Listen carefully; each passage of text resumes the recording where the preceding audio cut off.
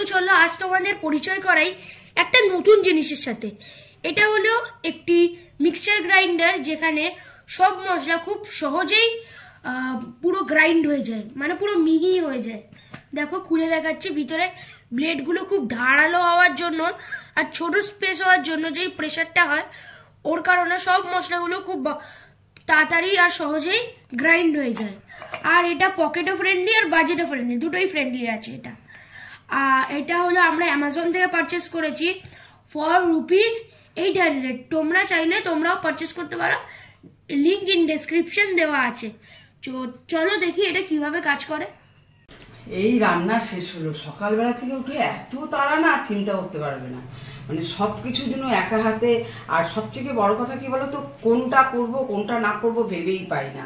সকাল 8টার সময় ছেলে বেরোবে, তার জন্য তাকে সব কিছুই করে দিতে হয়। সকালের জল খাবার, আবার দুপুরের খাবার, তার মধ্যে আবার কালকে মটন এনেছে, আবার মাছের ডিমও এনেছে, 4 রকম মাছ এনেছে। কিন্তু মাছের ডিমের বড়া খাবে আজকে বলেই দিয়েছে, কিন্তু মাছের ডিমের বড়াটা আমি কি করে করব, বেসন নেই, কি করব।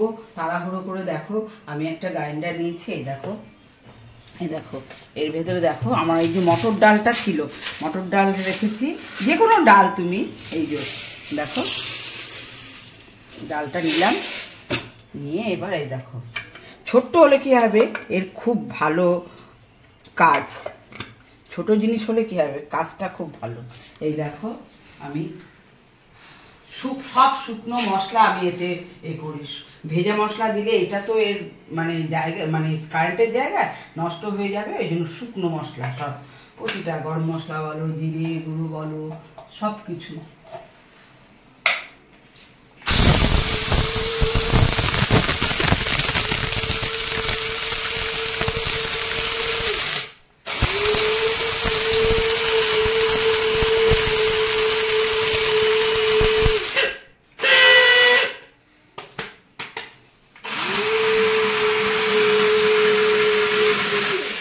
সুন্দর গুঁড়ো হয় কি বলবো।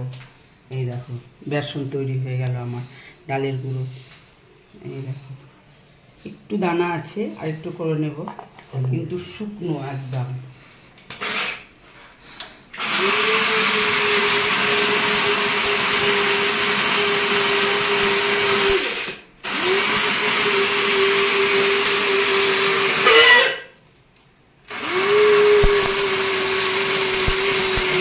অল্প ধারে কিন্তু ভালো হয়।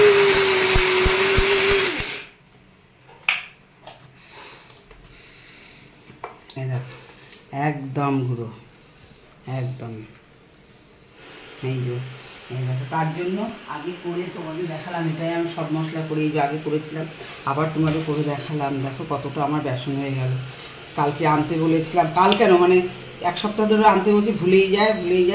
এই দেখো, আর তার মধ্যে এই দেখো সেই গুঁড়ো দিয়ে, সেই ডালের গুঁড়ো দিয়ে এই দেখো মাছের ডিমের বড়া করেছি, তারপরে করেছি হচ্ছে মুসুর ডাল করেছি, পেঁপে দিয়ে দই কাতলা করেছি। আজকে আমার অমাবস্যা, পরোটা করে দিয়েছি। ওটা কি করেছো? এই যে এটা আবার পরোটা, এই যে আলুর পরোটা, এটা পেঁয়াজ দেয়া আছে, যার জন্য আজকে আমার অমাবস্যা। কি দিয়ে দিলে ছেলেকে পরোটা? একটু আলু সেদ্ধ ছিল, সেই ওর মতনই আলুর তরকারি করে দিয়েছি।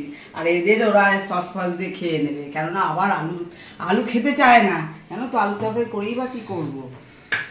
আমার অমাবস্যা, আমার ওই ময়দা রেখে দিয়েছি মাখা, ওই 2টো পরোটা করব, আর ডালিয়ার ভাত করে আমি দুপুরে খাই।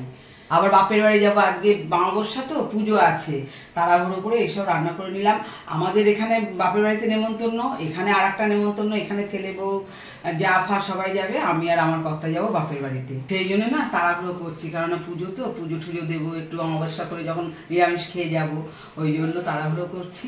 আজকের ভিডিও এখানেই শেষ, আবার তোমাদের সঙ্গে দেখা হবে পরে।